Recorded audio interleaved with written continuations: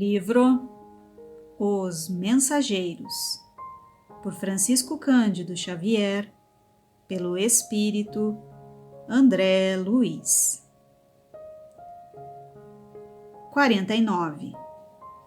Máquina Divina. Não se passaram muitos minutos e estávamos ao lado do agonizante, cuja situação preocupava o clínico espiritual. Era um cavalheiro de 60 anos presumíveis, que a leucemia aniquilava morosamente. Há muitos dias se encontra em coma, explicou o facultativo, mas temos necessidade de mais forte auxílio magnético para facilitar o desprendimento. No aposento, além de 2 senhoras desencarnadas, a mãe do agonizante e uma parenta próxima, viam-se familiares encarnados, dando mostras de grande aflição. Nosso orientador examinou o enfermo detidamente e sentenciou: nada resta senão a necessidade de concurso para o desligamento final. Aniceto, a seguir, recomendou observássemos o moribundo com atenção. Concentrando todas as minhas possibilidades, fixei o enfermo prestes a desencarnar. Notei, com minúcias, que a alma se retirava lentamente através de pontos orgânicos insulados. Assombrado, verifiquei que, bem no centro do crânio, havia um foco de luz mortiça, candelabro aceso às ondulações brandas do vento. Enchia toda a região encefálica, despertando-me profunda admiração.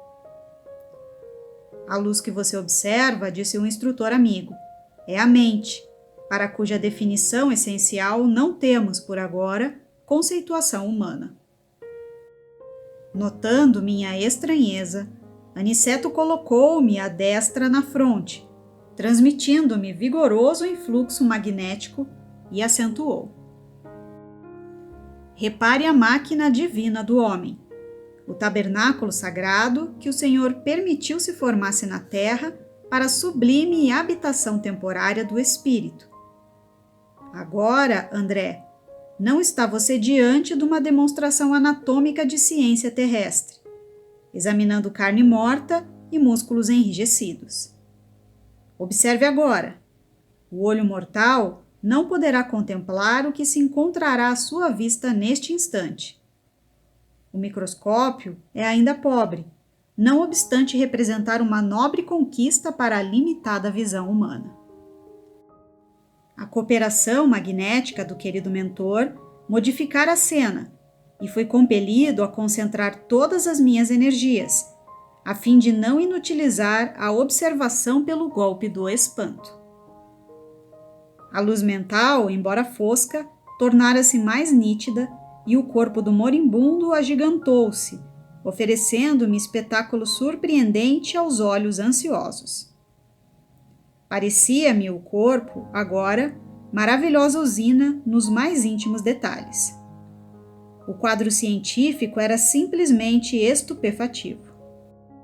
Identificava, em grandes proporções, os 9 sistemas de órgãos da máquina humana. O arcabouço ósseo, a musculatura, a circulação sanguínea, o aparelho de purificação do sangue consubstanciado nos pulmões e nos rins, o sistema linfático, o maquinismo digestivo, o sistema nervoso, as glândulas hormonais e os órgãos dos sentidos. Tal revelação histológica era diferente de tudo o que eu poderia sonhar nos meus trabalhos de medicina. A circulação do sangue semelhava-se a movimento de canais vitalizadores daquele pequeno mundo de ossos, carne, água e resíduos. Milhões de organismos microscópicos iam e vinham na corrente empobrecida de glóbulos vermelhos. Presenciava a passagem de formas esquisitas à maneira de minúsculas embarcações carregadas de bactérias mortíferas.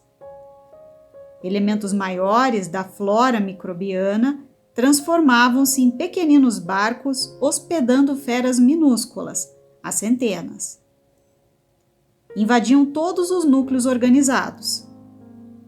Os órgãos, como os pulmões, o fígado e os rins, estavam sendo assaltados irremediavelmente por incalculável quantidade de sabotadores infinitesimais. E à medida que se consolidavam os micróbios invasores em determinadas regiões celulares, alguma coisa se destacava lentamente da zona atacada, como se um molde sempre novo fosse expulso da forma gasta e envelhecida, reconhecendo eu, desse modo, que a desencarnação se operava através de processo parcial, facultando-me ilações preciosas. Reparei que algumas glândulas faziam desesperado esforço para enviar aos centros invadidos determinadas porções de hormônios, que eram incontinenti absorvidos pelos elementos letais. O plasma sanguíneo figurava-se líquido estranho e gangrenoso. Pela excessiva movimentação da onda mental, observei que o moribundo tentava readquirir a direção dos fenômenos orgânicos, mas em vão.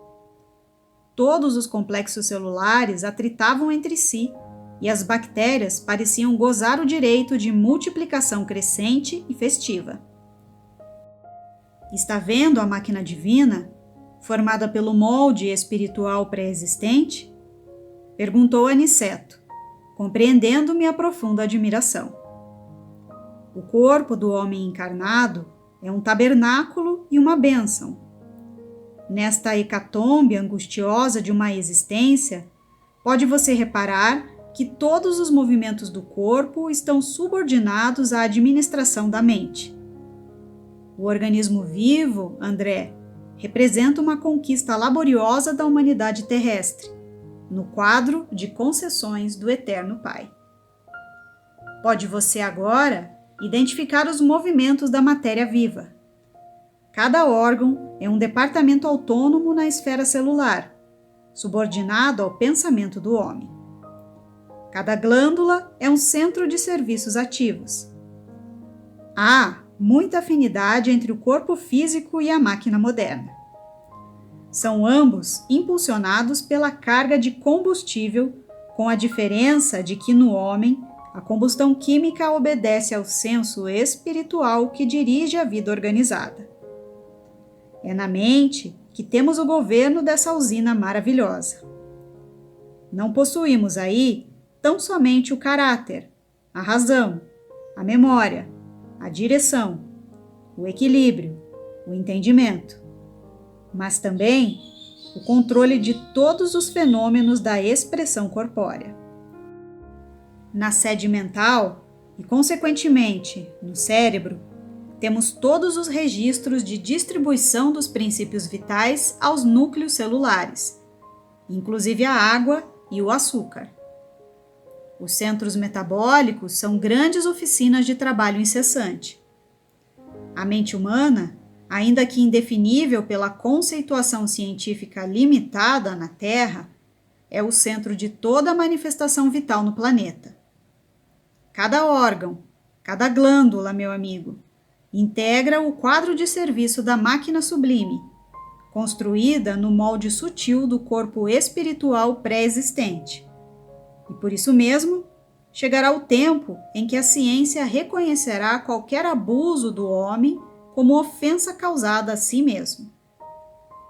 A usina humana é repositório de forças elétricas de alto teor construtivo ou destrutivo. Cada célula é minúsculo motor, trabalhando ao impulso mental. Aniceto calou-se por momentos e, enquanto eu via, aterrado, os mais estranhos fenômenos microbianos no corpo do moribundo, volveu ele a palavra educativa. Vemos aqui um irmão no momento da retirada. Repare a incapacidade dele para governar as células em conflito. A corrente sanguínea transformou-se em veículo de invasores mortíferos, que não encontraram qualquer fortificação na defensiva. Observe e identificará milhões de unidades da tuberculose, da lepra, da difteria, do câncer, que até agora estavam contidos nos porões da atividade fisiológica, pela defesa organizada, e que se multiplicam assustadoramente de par com outros micróbios tão prolíferos quanto terríveis. A nutrição foi interrompida. Não há possibilidade de novos suprimentos hormonais. O agonizante retrai-se aos poucos e ainda não abandonou totalmente a carne, por falta de educação mental. Vê-se, pelo excesso de intemperança das células, sobre as quais não exerce nem mesmo um controle parcial, que este homem viveu bem distante da disciplina de si mesmo. Seus elementos fisiológicos são demasiadamente impulsivos, atendendo muito mais ao instinto que ao movimento da razão concentrada. A falar verdade, este nosso amigo não se está desencarnando. Está sendo expulso da divina máquina, onde, pelo que vemos, não parece ter prezado bastante os sublimes dons de Deus.